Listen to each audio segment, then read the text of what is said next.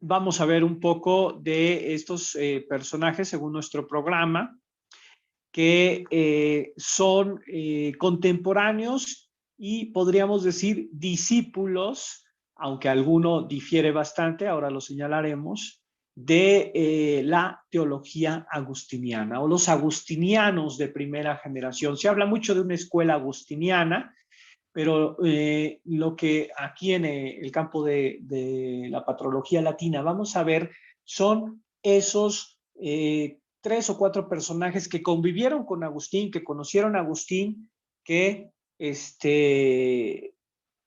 bueno, si vieron la película de Franco Nero, el spoiler que les estuve diciendo, ¿no? Al final de la película, si no todavía pueden verla, la caja de el baúl de los libros, ¿no? Y cómo, ¿quién es el que toma Hipona? Genserico, ¿no? Estaría deteniendo la mano de ese bárbaro que está a punto de echarlos al fuego, ¿no? Después la imagen del barco donde escapan algunos pocos de Hipona, pero que en realidad pues son simbolismos del director del guión de la película. Como sea, la obra agustiniana se salva casi íntegra, casi toda, ¿sí? Probablemente las 2 bibliotecas, como decíamos. Pero, por ejemplo, aquí tenemos a Orocio. Orocio es un español, un hispano, un personaje muy curioso, podríamos decir un junior de la actualidad, con todo respeto, con toda distancia, que inquieto, empieza a vagar, a moverse y llega a Hipona y llega con Agustín y parece que Agustín no sabe exactamente qué hacer con Orocio, se queda un año ahí con él o un poquito más, pero le impone a Agustín un trabajo de fin de curso, una tesis, ¿verdad? Es broma. Y le dice, no, es que tú tienes que escribir algo. Y le dice que escriba esta obra. Entonces, también es muy simbólico el año del 410, es, como sabemos, el año del saqueo de Roma por parte de los visigodos,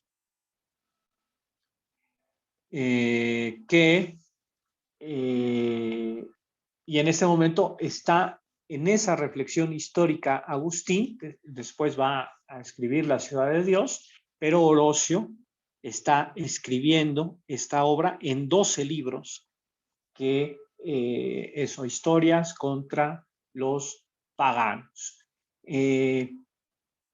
Es un ejemplo de muchos que existen de personajes, habíamos dicho también en la sesión anterior, en las láminas, cómo están sus discípulos más allegados, sobre todo Alipio, Posidio, que es el que escribe la Vita Agustini, que en base a la cual, junto con las retractaciones, se acuerdan que lo mencionábamos también en la sesión, pues nos ayudan a construir de una de las formas más aproximadas y fidedignas de toda la historia de la patrología y probablemente de toda la historia de los personajes de la antigüedad, lo cual se convierte en un gran problema, como veíamos la sesión anterior, por dónde agarramos la biografía de Agustín. Y una de las formas es también esta, construirla. Tenemos las confesiones, pero las confesiones llegan hasta el momento en el que están escritas. Tenemos las retractaciones, que todavía tiene cosas de él, pero tiene que haber una obra post-mortem, y es precisamente la Vita Agustini de Posidio. Y en base a esto se reconstruye una de las mejores biografías a la que se incluyen pasajes autobiográficos, que es la vida y obra de Agustín de Hipona. Muchísimos personajes, como digo, que están en torno a la vida y después el legado de Agustín. Bueno, si a alguien le interesa más o en algún momento quiere abordar a Agustín, o si pues algún día les preguntan qué libro hay que leerse, pues obviamente hay que leer sus obras, pero es bastante complicado. Así que, obviamente, la biografía de Peter Brown, Agustín de Hipona, es una de las mejores biografías que existen de Agustín. El único detalle, pues sí, es un poquito la dialéctica marxista que maneja Peter Brown como historiador, que no solamente está presente en esta obra, sino en alguna otra. Y pues por eso también existe alguna obra más contemporánea, que justamente ahora se me está escapando el autor, pero ahorita se los digo, que es un poco más ponderada, más moderada y más actual, donde aunque Peter Brown no analiza bastantes cosas de las que, como les digo, en los últimos 30, 40 años se han ido descubriendo a partir de esas lecturas críticas de los textos agustinianos, ya este autor sí que las maneja bastante bien. Ahorita les doy el nombre de este autor, pero tanto la biografía de Peter Brown como esta que les digo, como cualquier otra, son textos de 400, 500, 700 páginas. Entonces, seguramente en Agustín de Hipona tenemos a una de las, al padre de la iglesia más interesante, más complejo, ya dijimos, junto con Orígenes y Juan Crisóstomo, los más prolíficos, y de quien más obras se conserva a lo largo de las épocas. Ya hablamos de Orocio y mientras sigo buscando el nombre de este señor en la otra biografía, que es un francés, pero ahorita, para no equivocarme, les daré el apellido exacto. Pues vemos aquí, ¿sí se ve la pantalla o se ve un poquito rara? A ver, ahí se ve bien, ¿no? Los seguidores de Agustín. Entonces, partiendo de la imagen que les decía del final de la película de Nero, ahí tendríamos esa Hipona sitiada por los vándalos y hay esas dos vías, no sabemos en qué momento exactamente, pero seguramente escapan personas y monjes o monjas, cristianos, habitantes de Hipona, y unos llegan a Neápolis, o sea, como sabemos, la actual Nápoles en Italia. Interesante Nápoles por muchas razones, Rómulo Augusto, Augustulo, otras cosas por las cuales son interesantes. Aquí también tenemos otro motivo de interés, ¿verdad? En Nápoles también hay catacumbas cristianas y en una de ellas encontramos a este Quod Vuldeus.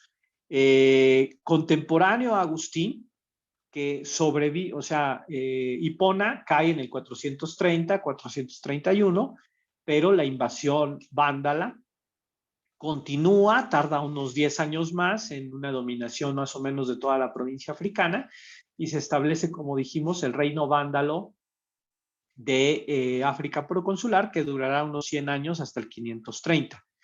La llamada guerra de religión descrita por Víctor de Vita en su obra, donde incluso nos reporta el catálogo de todos los obispos católicos capturados por los vándalos y que son puestos en barcos o escapan en barcos. Ahí habría que ver un poco.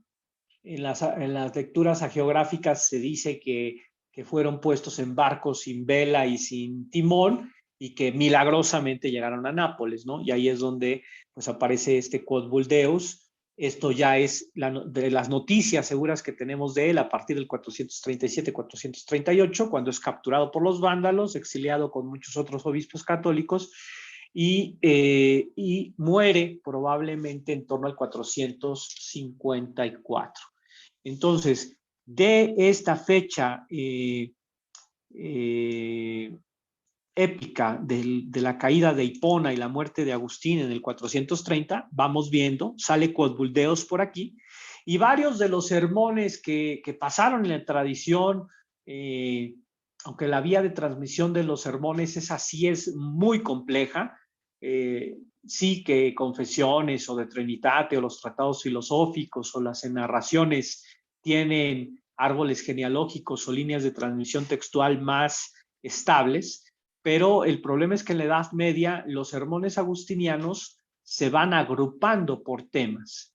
Entonces se va generando una transmisión textual de los sermones por temas y aparecen estos problemas, como con Cosbuldeos y alguno de los otros autores que vamos a ver ahorita, que consiste en que al lado de sermones agustinianos se confundieron sermones de estos personajes que por tener una gran terminología agustiniana, pues se creyó que eran de Agustín, pero en realidad eran de otros personajes. Entonces ya los estudiosos desde el siglo XIX, sobre todo en el siglo XX, en el caso de Cosbuldeos, pues han encontrado varios sermones que serían pseudo-agustinianos, están dentro de las obras de Migne y de Agustín, pero ya en la edición, en las ediciones a las lenguas, ¿no? Por ejemplo, la inglesa o la italiana o la española, pues ya no aparecen en esas ediciones y ya aparecen editados bajo el nombre de Cosbuldeus.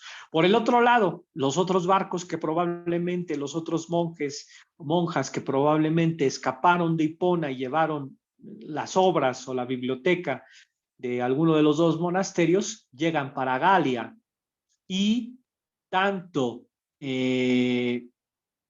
Vicente de Lerins como Juan Casiano y otros de los que vamos a ver de esta segunda generación agustiniana. O sea, esto es, la primera generación serían Cosbuldeus, Orocio y ahí un poquito Vicente de Lerins, aunque Lerins obviamente no conoce a Agustín.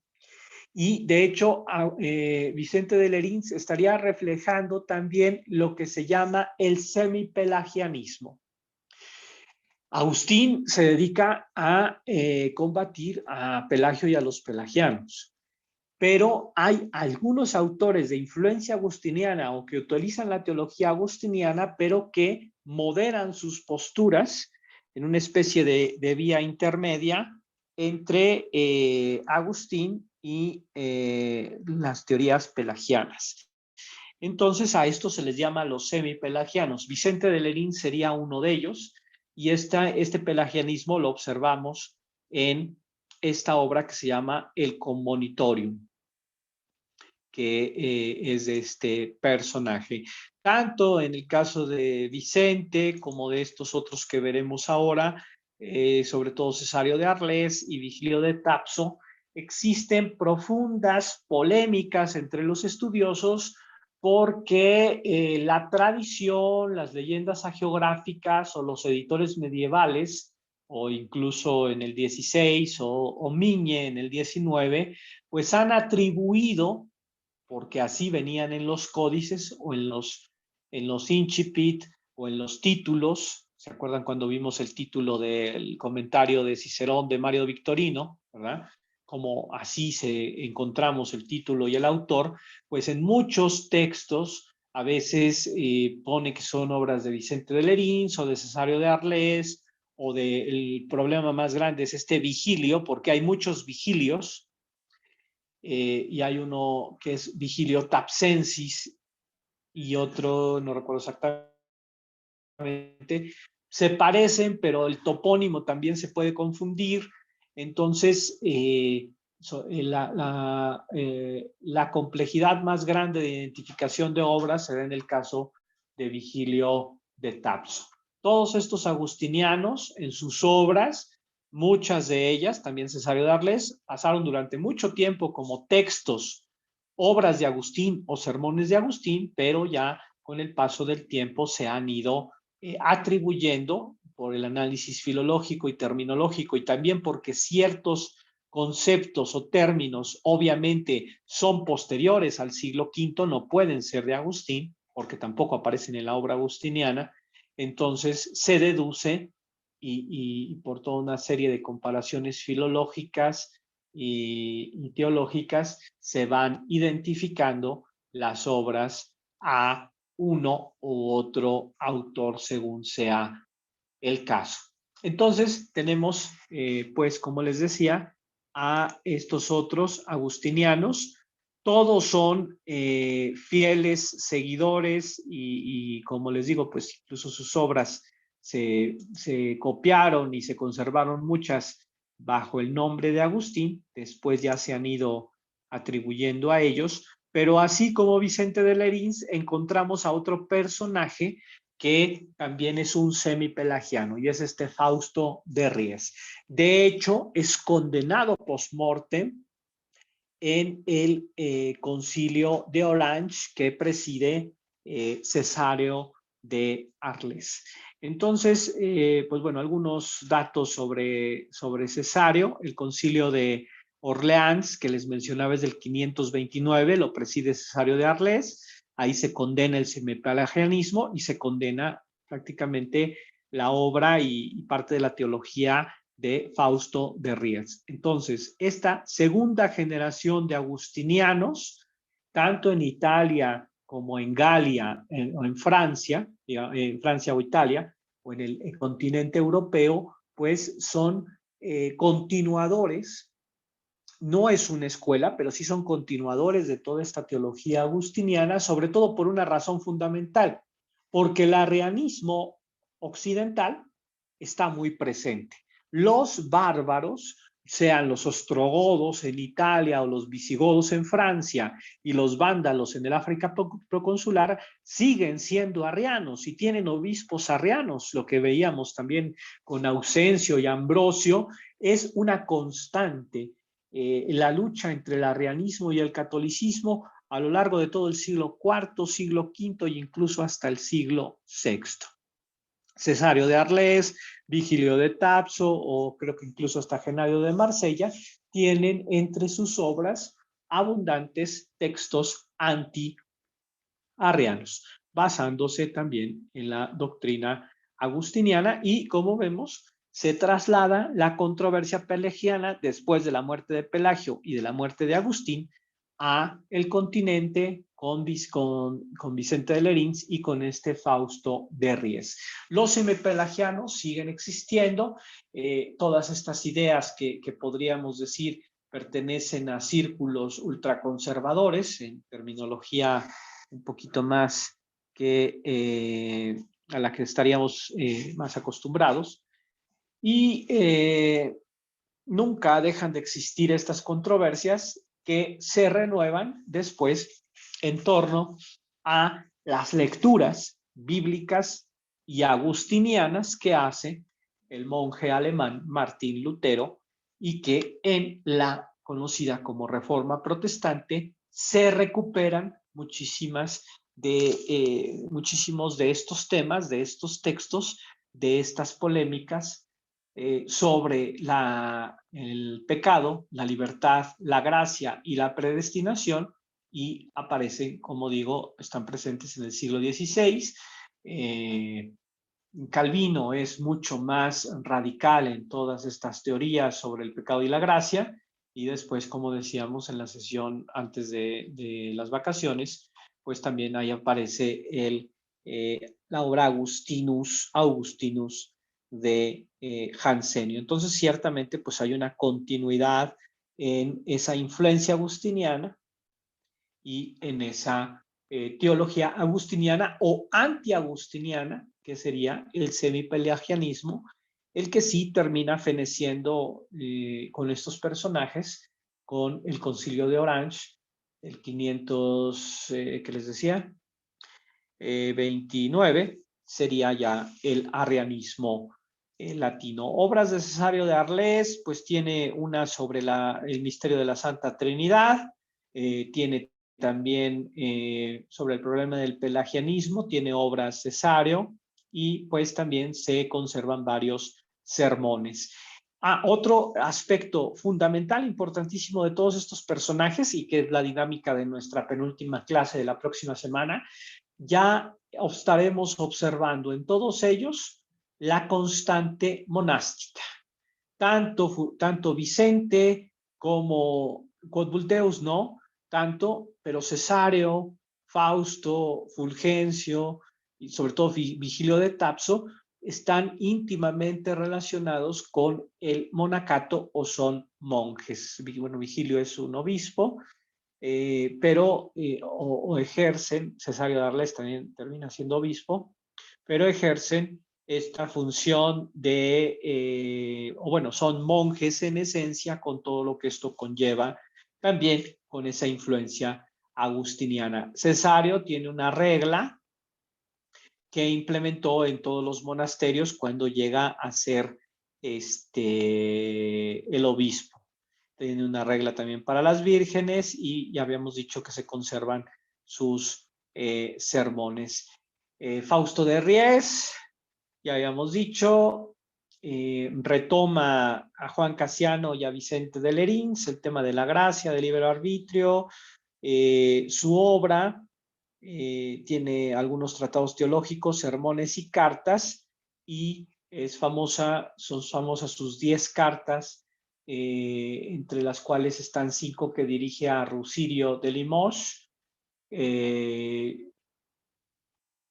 conocidas por su estilo literario y calidad literaria, pero Fausto de Ries es más bien es un autor semipelagiano, o sea, discute o refuta muchas de las teorías de Agustín. Fulgencio de Ruspe es un noble cartaginés que pues después se convierte gracias a la lectura de un sermón de Agustín y pues ya después pasa al continente y está en la isla de Cerdeña, algunas cosas así, sabe bastante griego y también es un maestro de latín. Conservamos su nombre latino completo, noble, Fabius Claudius Gordianus Fulgentius.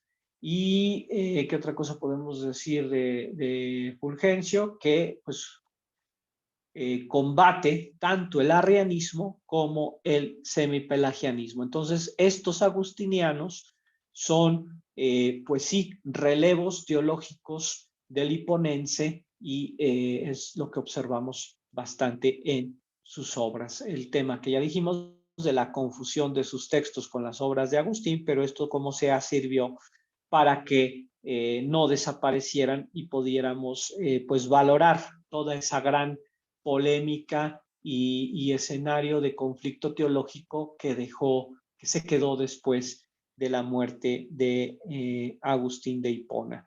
Vigilio de Tapso. Tapso se ubica en Túnez y pues ahí vivió Vigilio, es perseguido por un erico, expulsado el 1 de febrero de 484. Existe el dato de que es capturado y condenado por un erico en Cartago. Ahí aparece el tema de que si son 2 o 3 o varios personajes los que se confunden, a veces se le confunde con un tal Vigilio, obispo de Trento, pero como sea, sus obras que se han logrado identificar y atribuírsele son mayoritariamente textos anti-arrianos.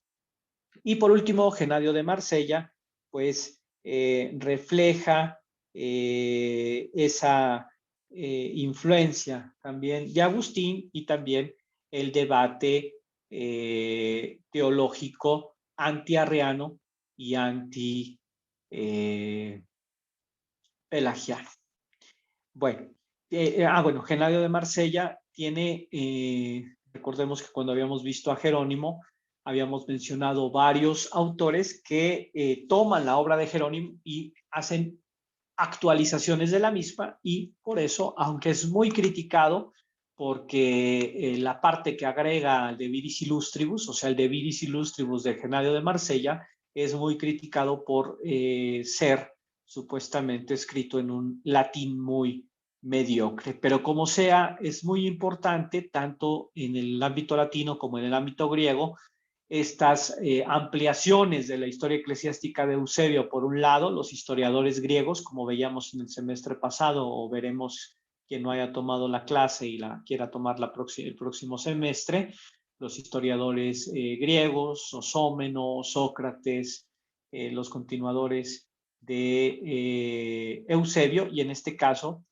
los de Viris Illustribus, o obras históricas de la saga de Jerónimo de Estridón, son muy importantes porque nos han conservado muchísimos datos, aunque sea pocos, pero muchos datos importantes sobre muchos autores, temas y textos de los siglos IV, V y VI. Bueno, existe un poquito la controversia de si Genadio es semipelagiano como Vicente y Fausto, pero pues existe un poquito ahí la controversia en torno a esto. Y pues aquí está León Magno, que veremos en nuestra próxima sesión. Terminamos por el día de hoy. Les agradezco mucho su concesión de tiempo, los problemas técnicos, su paciencia. A ver.